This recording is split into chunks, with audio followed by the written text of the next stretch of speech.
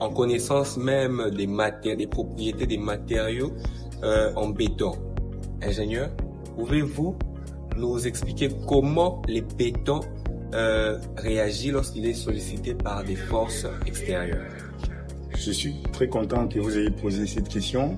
Elle mérite vraiment qu'on s'y attarde, vu que c'est une question qui suscite la curiosité de beaucoup de personnes ici, depuis le début de cette rencontre.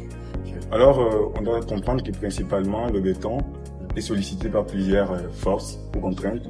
Notamment, on va parler des contraintes de compression. Le béton est sollicité par des contraintes de traction, qui est d'ailleurs une contrainte qui fissure facilement le béton.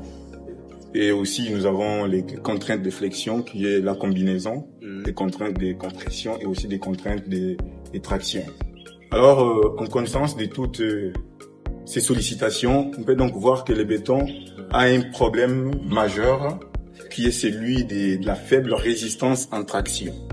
D'où, en tant que bon ingénieur, nous devons savoir ou nous devons chercher à trouver une solution immédiate à ce problème.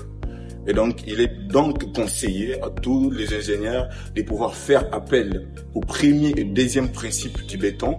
Et le premier le premier qui est notamment, il nous dit qu'il faut placer les barres longitudinales dans la zone tendue pour reprendre les efforts de traction que le béton lui-même n'a pas pu reprendre.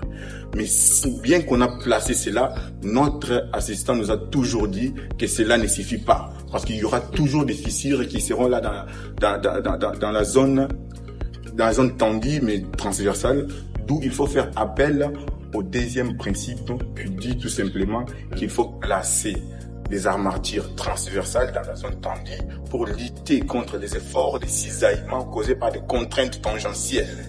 Donc, ça sera une meilleure solution à ces problèmes. Mais attention, on ne place pas ces barres n'importe où. Il faut savoir placer ces barres à une place qu'il lui faut. C'est-à-dire, ces barres seront notamment placées en bas de l'axe de l'épaisseur de la poutre. C'est-à-dire, elle ne va pas toucher l'axe maître, parce que si elle essaye seulement de toucher l'axe maître, ces barres ne travailleront pas. Elles doivent être en dessous de l'axe